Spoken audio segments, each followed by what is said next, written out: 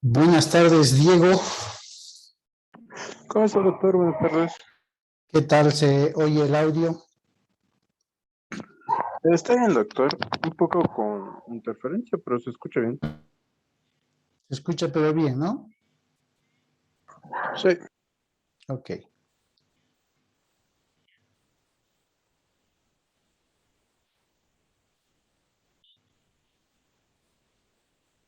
Bien, les daremos un par de segundos a los compañeros para poder abordar el día de hoy la continuidad del tema del mandato o poder, para posteriormente abordar un tema también, un tipo de contrato muy importante, que si bien no está en el plan global, he considerado importante que lo conozcamos porque es del día a día y es el contrato de anticrédito. Bien, no olviden siempre, por favor, registrarse en el chat para efectos de control de asistencia.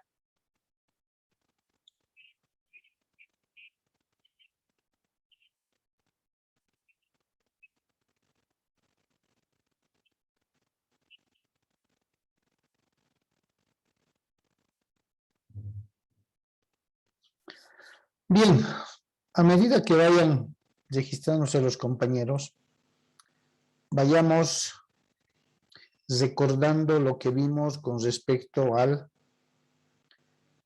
contrato de mandato o poder. Es un contrato muy importante porque no solo que requiere del consentimiento o se perfecciona con el consentimiento de las partes, sino que es un tipo de contrato que lo vamos celebrando día a día, dependiendo mucho de los actos jurídicos que se van a encargar, que se van a delegar, y en función también a la responsabilidad que va a conllevar el representar a alguien o ser representado a alguien. ¿Ya? Recordemos que de forma básica, conforme establece el artículo 804 de nuestro Código Civil, tenemos que el mandato es el contrato por el cual una persona se obliga a realizar uno o más actos jurídicos por cuenta de otra, que se va a denominar mandante. ¿Ya? Es decir, si nosotros analizamos y buscamos a los sujetos del contrato de mandato o poder, ¿a quiénes tendríamos que identificar? ¿Quién me ayuda? ¿Cuáles serían los sujetos del contrato de mandato?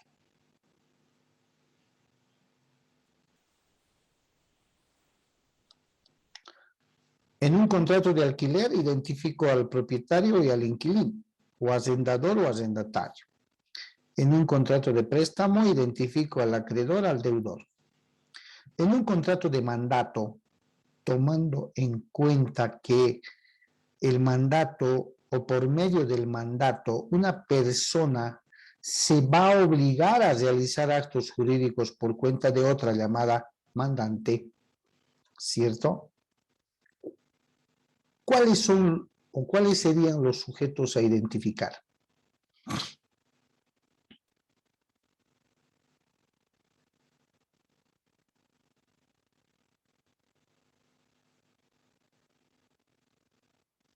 A ver, Denia, ¿cuáles serían los sujetos en el contrato de mandato? El mandatario y el mandante, doctor.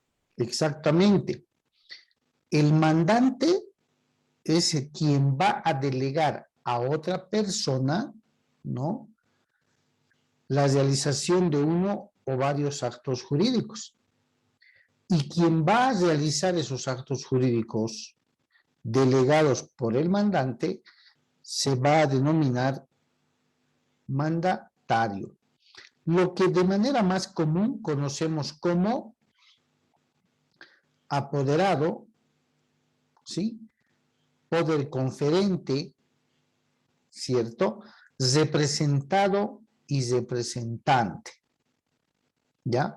Porque al delegar la realización, dijimos, de uno o más actos jurídicos, estoy no solamente encargando, sino que también le estoy dando la representación de mi cuenta a otra persona para que pueda realizar estos actos jurídicos.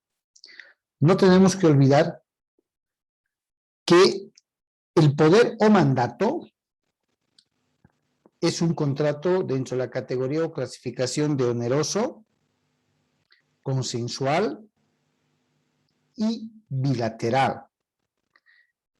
Se perfecciona, fíjense, por el solo consentimiento del mandante y mandatario. Claro, son los dos únicos sujetos, ¿cierto? Son los dos únicos sujetos. Por tanto, ambos, al consentir, al manifestar su aceptación, ¿cierto?, van a perfeccionar este contrato llamado mandato o poder. Ahora bien, también, si ustedes recuerdan, vimos las clases de mandato. El mandato, dijimos, puede ser expreso y puede ser tácito. ¿Sí? El mandato expreso puede hacerse por documento público o privado, por carta o darse verbalmente. Acá es importante hacer una aclaración, pero de vital importancia. A ver, si un poco hacemos memoria,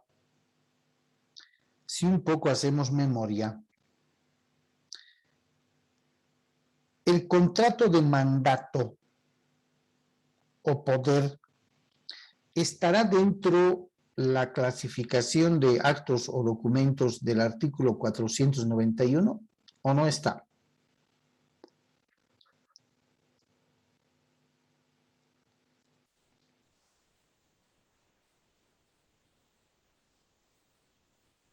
¿Se acuerdan?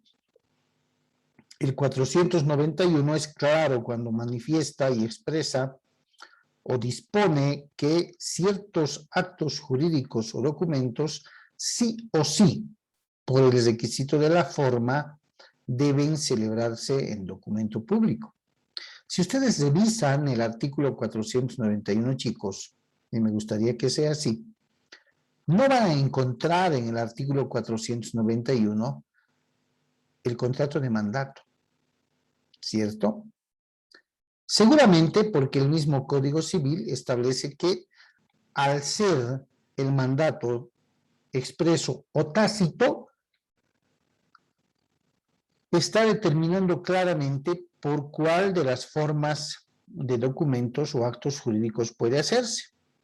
Ahora bien, cuando hablamos de documento público, con seguridad estamos hablando de un instrumento público, de una escritura pública, ¿cierto?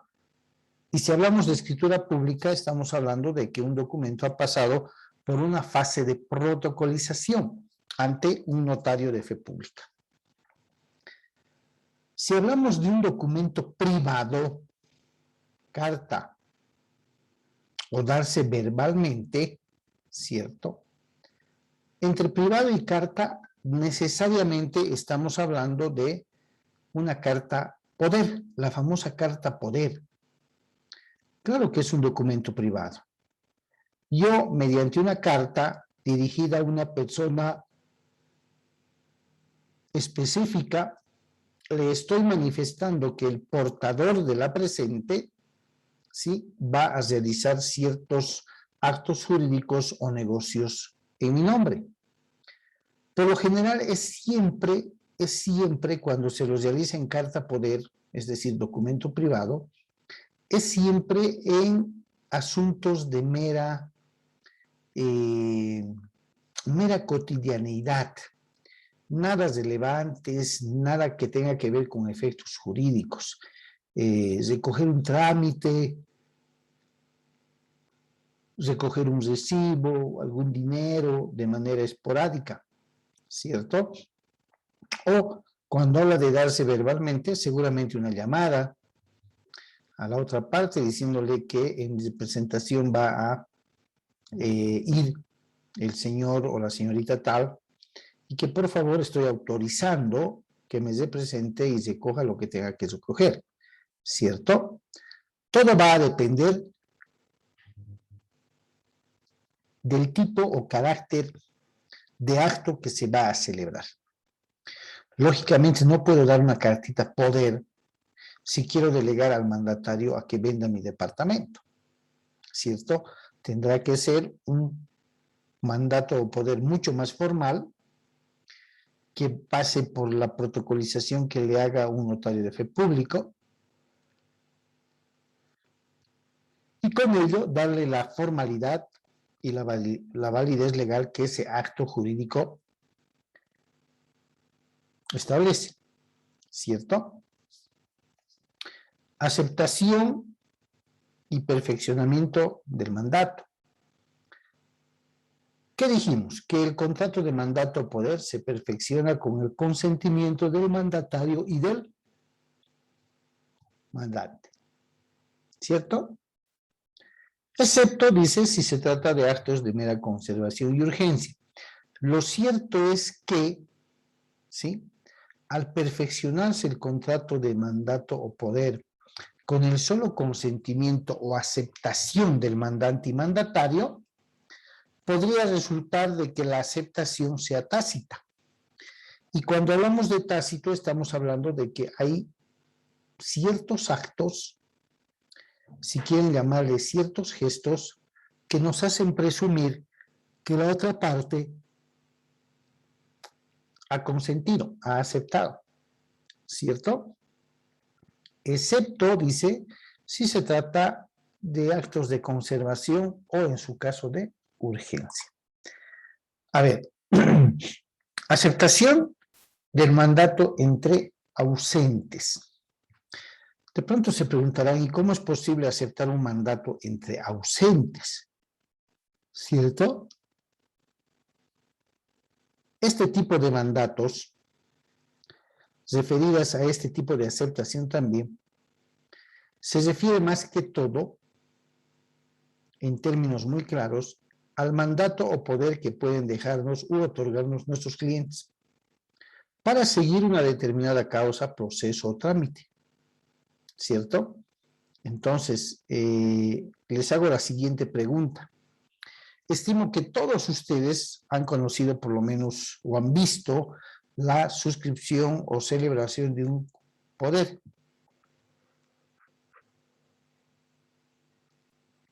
¿Cuál de los dos sujetos es el que firma ante el notario de fe pública? ¿El mandante o el mandatario?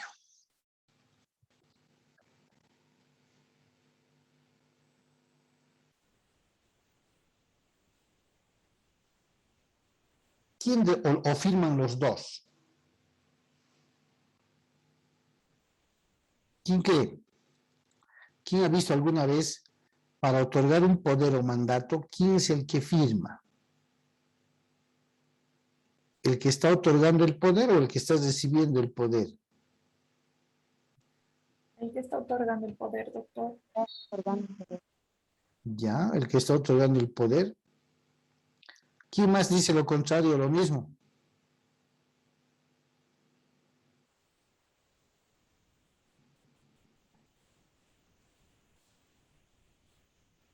¿Mm?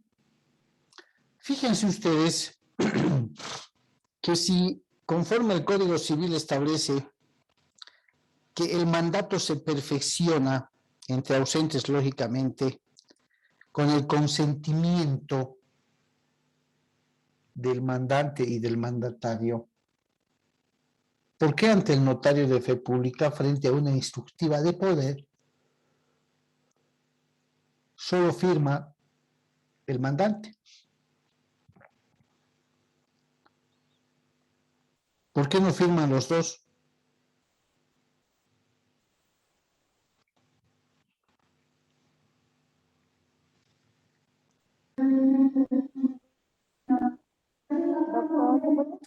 Adelante, Denia.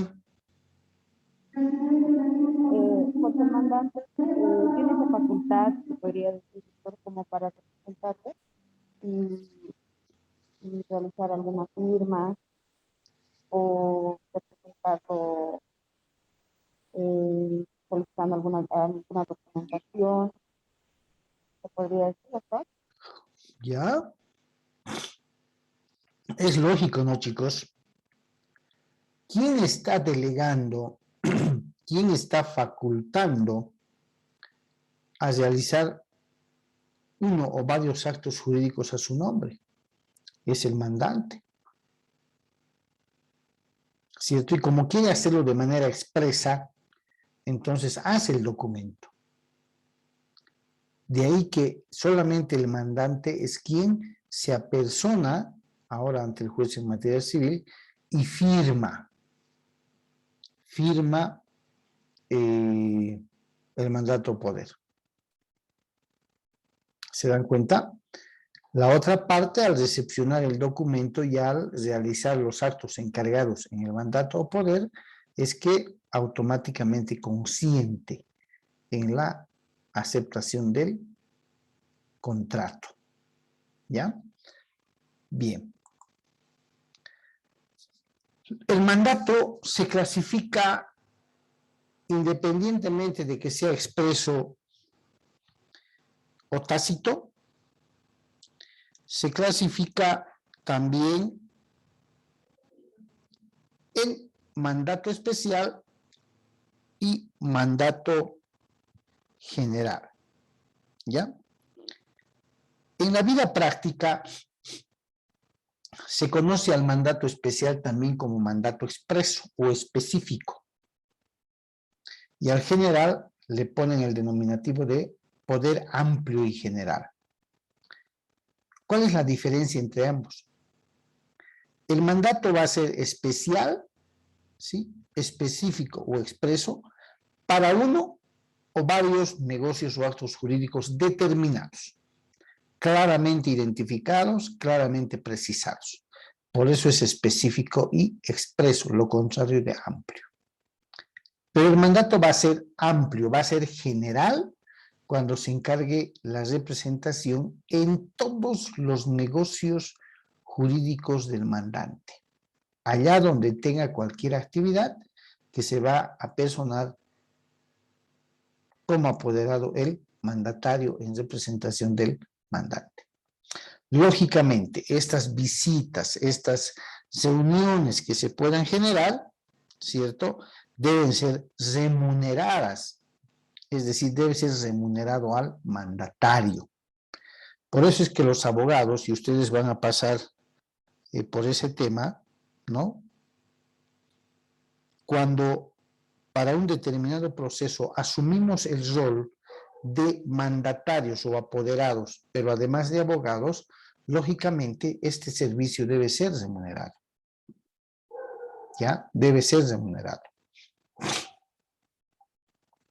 Hay que tener cuidado en el tema y en el tipo de facultades que le voy a delegar a mi mandatario.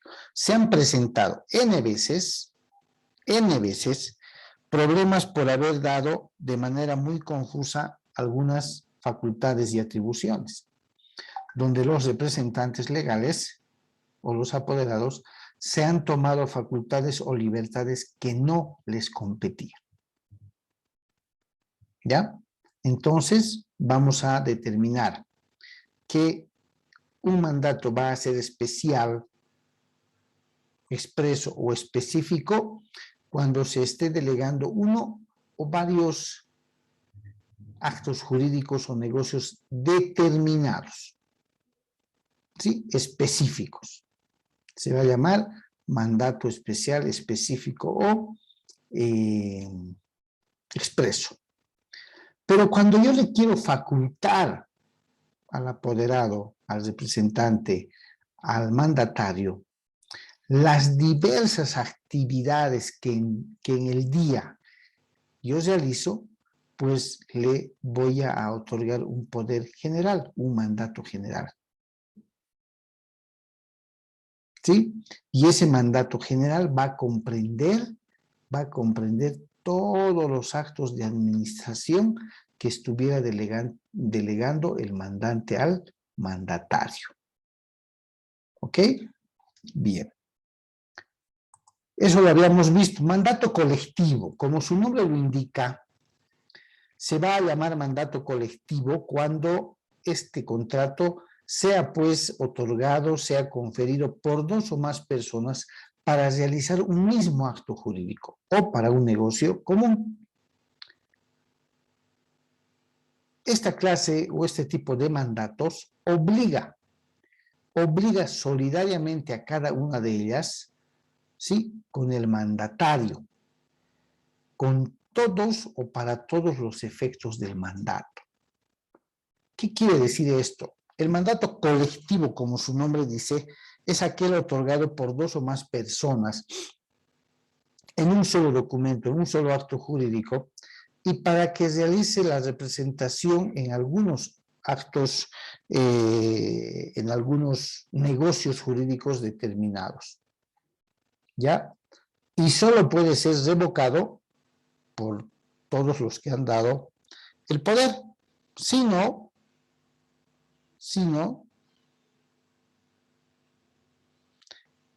puede asumirse responsabilidades por ejercer ciertas funciones que no nos han sido otorgadas. Y esta responsabilidad en materia del contrato de mandato tiene que ver con que mientras yo, apoderado, realice de manera específica y cabal los encargos que me ha encomendado el titular, las facultades que me ha conferido en el poder, el único responsable de los efectos jurídicos que pueda generar en otras personas no soy yo como mandatario, sino es el mandante. Pero si yo como mandatario, como apoderado, me salgo del marco legal de las cosas, me salgo del margen de la ley, ejerzo ciertos actos para los cuales no estoy habilitado como apoderado, entonces la responsabilidad es mía. ¿Sí? Es mía por haber transgredido, por haber faltado, ¿sí?, a la confidencialidad que debe manejarse con respecto a representar a alguien. Porque hay un principio de confidencialidad. Cuando ustedes van a ser designados apoderados, revisen bien. A veces pasan situaciones en las que el apoderado asume demasiada facultad, excesiva facultad, cuando en su mandato no está de manera específica. ¿Ya? Ahora bien, ustedes estarán viendo mandatos sin representación. O sea, un poder sin representación. De pronto se están preguntando, ¿para qué? ¿Cierto? De pronto se están preguntando, ¿para qué? Fíjense, cuando el mandatario, es decir, el apoderado, en el ejercicio del cargo, obra en su propio nombre, se obliga directamente con quien contrató como si fuera un asunto personal suyo. No obliga al mandante respecto a terceros. Aquí está la esencia del mandato sin representación. ¿Sí? Si ustedes revisan el Código Procesal Civil, no sé si es en el artículo 46 o 49, ¿sí?, establece que estando en el ejercicio del mandato, únicamente debe realizar lo que el mandante le ha encargado. Únicamente. Si lo hace al pie de la letra, cualquier efecto jurídico, reclamo legal, jurídico, en calles próximas, en ambientes próximos, en oficinas, van a recaer sobre el titular del mandato, es decir, sobre el mandante. Pero si el representante legal, el apoderado, le demuestra que los encargos realizados por el mandante al mandatario, las facultades concedidas se han cumplido al pie de la letra, está bien, no hay problema. Pero si el mandante, como titular, como representado, considera que ha excedido de sus facultades, las responsabilidades se van a abrir contra el mandatario, ¿ya? Y precisamente viene acá las obligaciones del mandante. El mandante está sujeto a cumplir ciertas obligaciones, ¿ya?, contraídas por el mandatario, de acuerdo al poder otorgado. Es un requisito imprescindible el hecho de que el mandante cumpla de manera íntegra lo acordado con el mandante. ¿Sí? El mandante, es decir, el que otorga el poder, no está obligado a lo que el mandatario haya hecho excediéndose de sus facultades. ¿Sí? Donde en la vida cotidiana no existe una especie de pelea entre el mandante y el mandatario. ¿Sí? Si ocurre alguna desaveniencia, algún desacuerdo, están habilitados los mandatarios para exigir que se resarza cualquier daño que se hubiera ocasionado. Por eso no es tan sencillo, ¿cierto? Cambiar de funciones, cambiar de tareas, cuando el mandante no está seguro de lo que me ha encargado. ¿Ya? Bien, entonces aquí dice claramente en la diapositiva, el mandante debe también resarcir al mandatario los daños que éste haya sufrido con motivo de la gestión. ¿Cierto? Debe proteger. Bien. Obligaciones que debe cumplir el mandatario, es decir, el apoderado. El mandatario está obligado a cumplir, lógicamente, el mandato mientras corre a su cargo. Caso contrario, debe resarcir el daño. ¿Sí? Ahora, está asimismo obligado el mandatario, es decir, el apoderado, a continuar a la muerte del mandante la gestión comenzada. Es decir, lo que estaba haciendo puede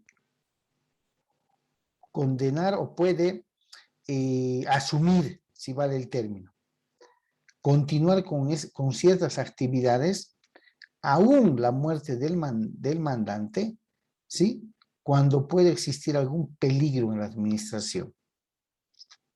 Por eso es que el mandatario está obligado a ejercer el mandato con la diligencia de un buen padre de familia. ¿Qué quiere decir?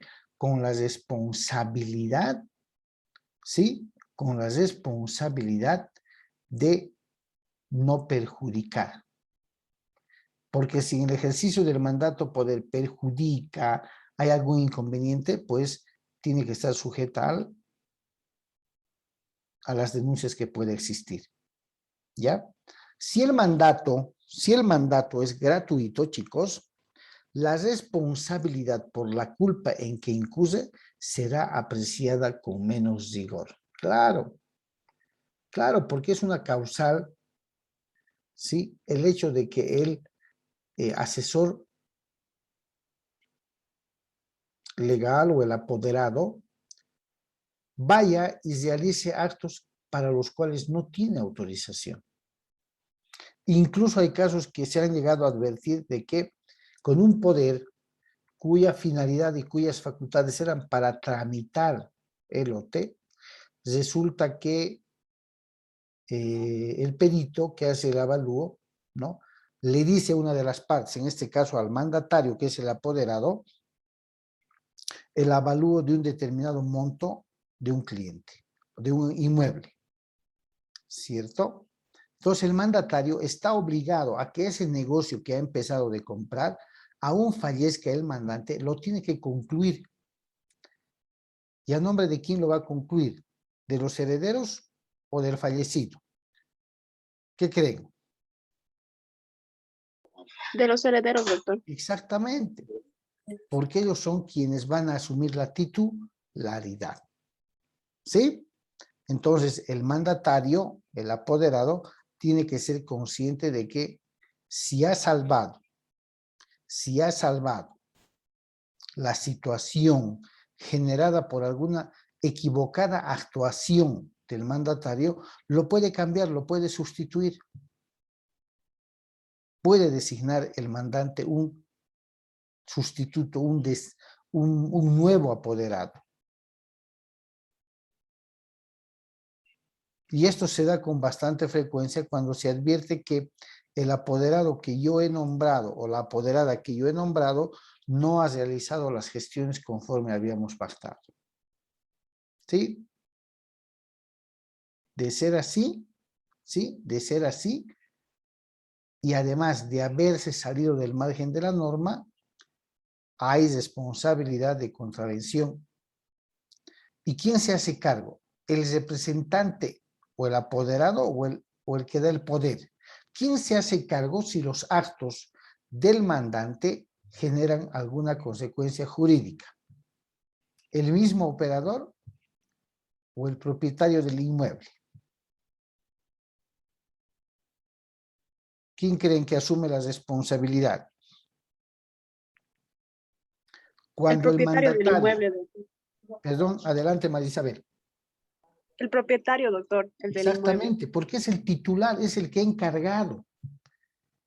Es el que le ha dicho al mandatario, por favor, esto vas a hacer en mi nombre. 1, 2, 3, 4, 5, 6.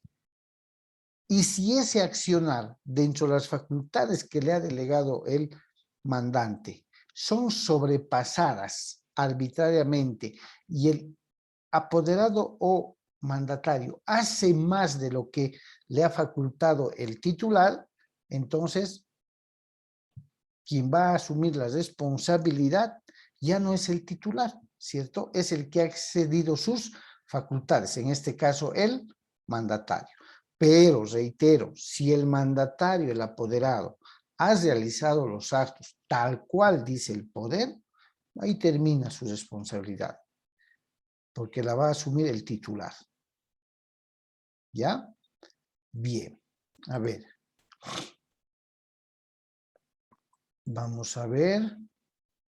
¿Cómo se extingue un mandato? ¿Cómo termina un mandato? ¿Cómo finaliza un mandato? ¿Sí? ¿Cómo finaliza?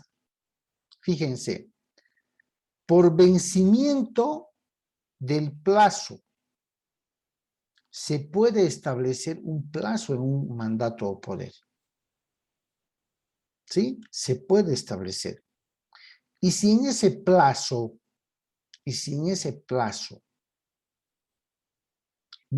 se han cumplido las facultades delegadas, el poder queda sin efecto. ¿Sí? El poder queda sin efecto. Por eso dice por vencimiento del término o por cumplimiento del mandato. Segundo, por revocación del mandante. ¿Sí? Por revocación del mandante. ¿Qué quiere decir revocar?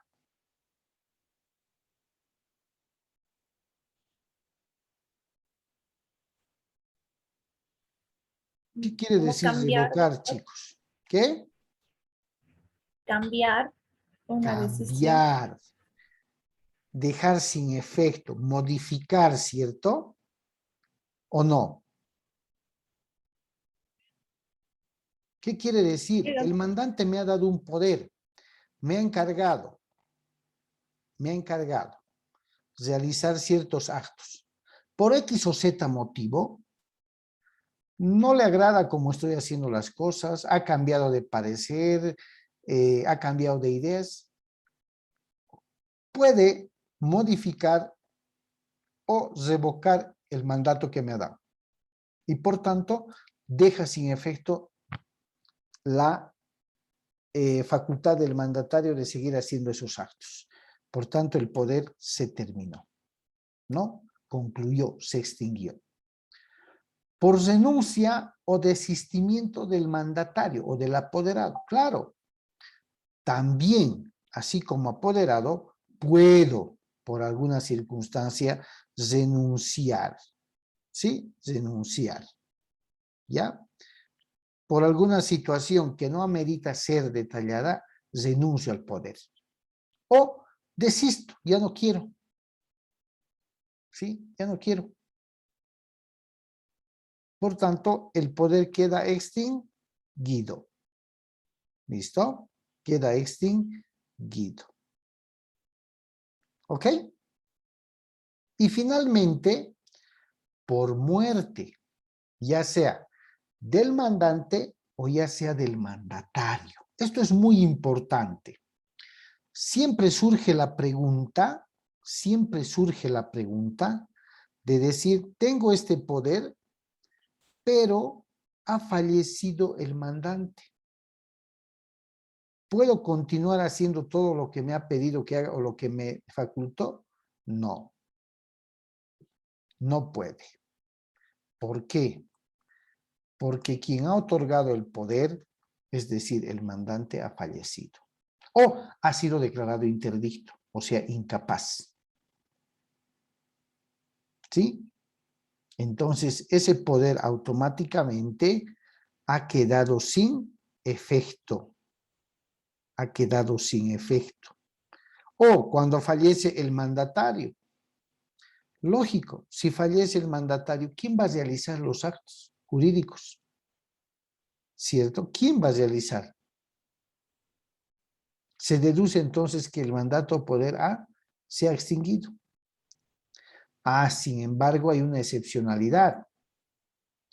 Si estaba realizando o ejerciendo facultades delegadas por el mandante, que tenía que ver con que, estaba haciendo la instalación de agua potable en su casa, ¿ya? Estaba. Hice los trámites con el poder que me concedió, pagué, fue la inspección y me dicen que determinado día va a ir la cuadrilla específica para poder terminar el trabajo de conexión de agua. Y fallece el mandante. Como es una tarea, una facultad que ha empezado de manera paulatina a ejecutarse por el apoderado, y además tratándose de una situación especial de hacer instalar agua, corresponde que aún fallecido el mandante, el mandatario termine de hacer ese trabajo, eso que le ha delegado. Esa es la única excepción. La regla es, muere una persona de manera física, ¿sí? Sea muerte real o presunta, lógico, ¿no ve? Se va a abrir su sucesión hereditaria. ¿Y qué pasa con el mandato? ¿Queda vigente? Tanto para el mandante como para el mandatario, ¿o se extingue? Se extingue, doctor. Se extingue. Es como, rapidito les cuento, el otro día, ¿no? Evidentemente se hizo un mandato o poder que le otorgó a una de las clientes del despacho su hermano que estaba ciertamente delicado de salud. Y ese poder servía para que las hermanas a las que les había dejado el poder puedan autoadjudicarse contrato consigo mismo, la casa del fallecido. Pero estando aún con vida no hicieron ningún trámite. Fallece y traen a la oficina el poder y dicen, queremos hacer esto. No, ya no se puede. ¿Por qué? Porque el numeral 4 dice, por muerte o interdicción del mandante, el poder se extingue, el mandato se extingue. Ese mandato ya no sirve. ¿Ya? Esas son las causales de extinción del mandato o poder. Bien, chicos, vamos a hacer lo siguiente. Estamos llegando al final de la primera sesión. ¿Ya? Por favor, 2 segundos y enseguida les vuelvo a pasar el link, ¿ok?